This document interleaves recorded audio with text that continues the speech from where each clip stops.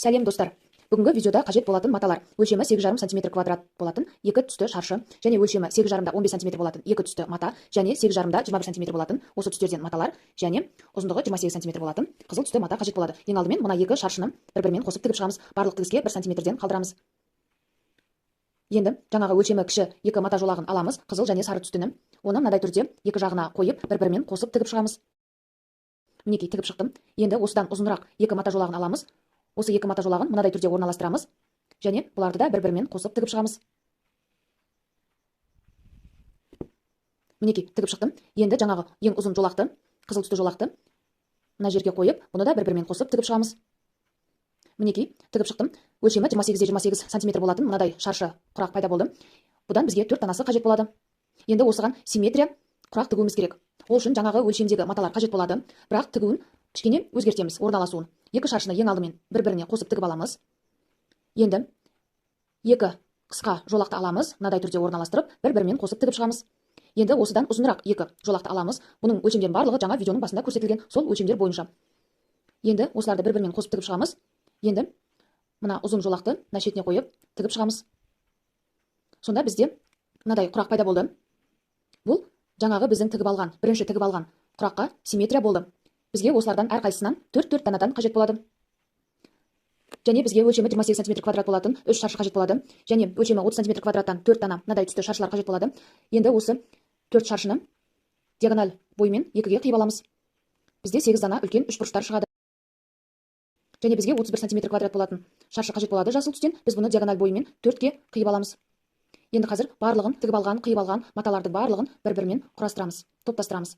Жаңағы 3 шаршыны ортаға мынадай түрде орналастырамыз. Симметриялы 4 дана құрақтарды мынадай түрде орналастырамыз. Бұндай құрақты әртүрлі түстерден тігуіңізге болады. Матаның жолақтарын да әртүрлі етіп, өзіңізге қажетті өлшемде тігуіңізге болады.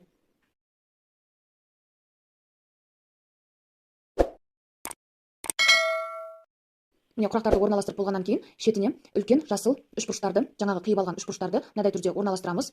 Бізде 6 дана жасыл және 2 дана қызыл үшбұрыш болған еді. Мынадай түрде орналастырамыз. Және екі шетіне, ені бойынша екі шетіне екі қызыл үшбұрыштарды мынадай түрде қоямыз. Және қиып алған ең соңындағы кішкентай үшбұрыштарды мынадай түрде төрт бұрышына қойып шығамыз. Мінекей, топтастырып алдық барлығын. Енді осылардың барлығын бір-біріне қосып тігіп шығуымыз керек.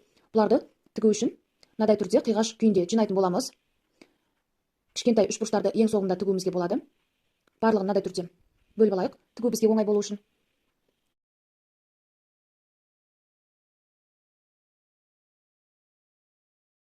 Енді қазір мына бұрышынан бастап тігеміз. Ең алдымен мына екі үшбұрышпен ортадағы бір құрақты бір-біріне қосып тігіп шығамын.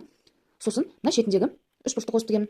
Тігіп болғаннан кейін енді екінші қатарды тігеміз. Екінші қатарды тігу барысында мына тік бұрыш жағы құрақпен бір түзудің бойында тұруы керек. Және мына үшбұрышты қазір тікпейміз, кішкентай үшбұрышты. Оларды ең соңында қалдырамыз. Мінекей, екінші қатарды тігіп шықтық. Енді қазір басқа да жолдарын тігіп шығамыз. Кішкентай үшбұрыштарды қазір тікпейміз, оларды қалдырайық. Енді тігіп алған құрақ жолақтарын бір-бірімен қосып тігіп шығу керек. Бұларды тігу барысында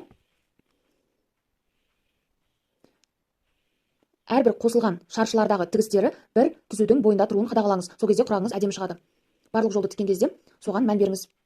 Мінекей, барлығын қосып тігіп шықтым. Енді шетіндегі үш бұрыштар қалды. Енді осыларды қосып тігіп шығамын.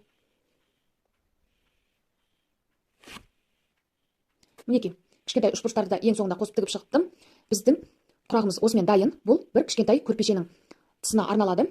Өлшемі 74-144 см болды. Енді өзіңізге керекті өлшемді шығару үшін осы құрақтың екі жағына немесе төрт жағына мата жолақтарын қосып тігуіңізге болады. Немесе осындай тағы да құрақтарды қосып, осы өлшемді ұзартуыңызға болады. Сонымен достар, бүгінгі видео пайдалы болса, лайк басыңыздар, комментарий қалдырыңыздар.